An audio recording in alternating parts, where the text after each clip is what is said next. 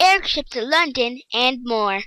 When people think about London, they think about the Buckingham Palace, the London Eye, double-decker buses, telephone booths, London's Tower Bridge, Big Ben, and we can't forget the Queen's Royal Guards.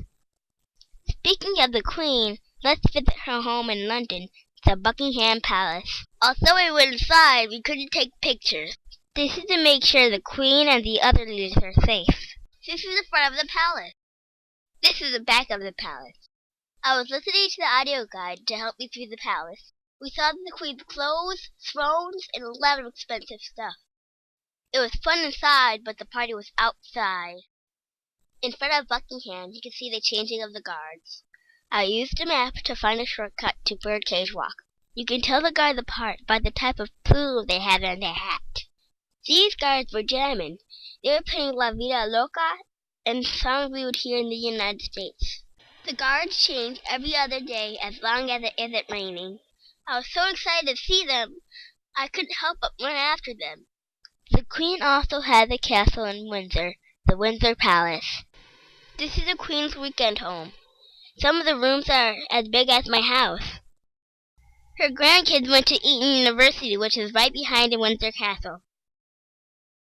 The grandkids only went to see her when they needed money.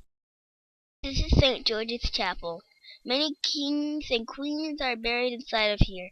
There is also a changing of the guards in Windsor. Do you see how many races are in the group?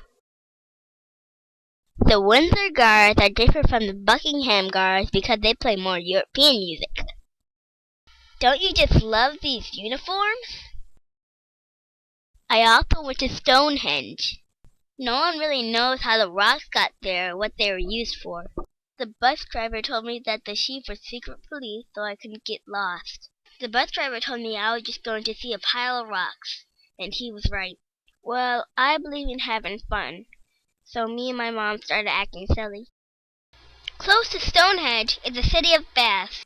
Bath is a city with beautiful parks, bridges, and nice people. Many people visit here to see the Bath Abbey, where the first English king was crowned. I spent most of my time at the Roman bath, but I couldn't touch the water. The water is a natural hot spring, but it hasn't been treated, so it still has a lot of bird poop in it. Long ago, when Romans ruled England, they used to jump in this public bath. There is a museum that taught me more about Romans and has ancient artifacts. I even bumped into some of the locals, and they made me an honorary Roman citizen. This is the Tower Bridge. People confuse it and call it the London Bridge. The Tower Bridge is huge. I was able to go inside of it and walk across the top of it. Inside the Tower Bridge, there is an exhibit with a movie explaining to you the history about the Tower Bridge. We were able to see views of London. I was so excited to see the bridge's neighbor, the Tower of London. The Tower of London was used as a prison in the olden times. The Tower of London is like a city. People still live there, like this yeoman, or beefeater as my mom calls him. At one time, these peasants also lived at the tower. I heard that guards weren't supposed to talk or move. This one had no problem hugging and chatting with my mom. I told my dad on him. The guards were protecting the Queen's jewels, crowns, and Henry VIII's armor. I climbed up the tower to see the prisons. Some of the prisoners' names were still on the wall.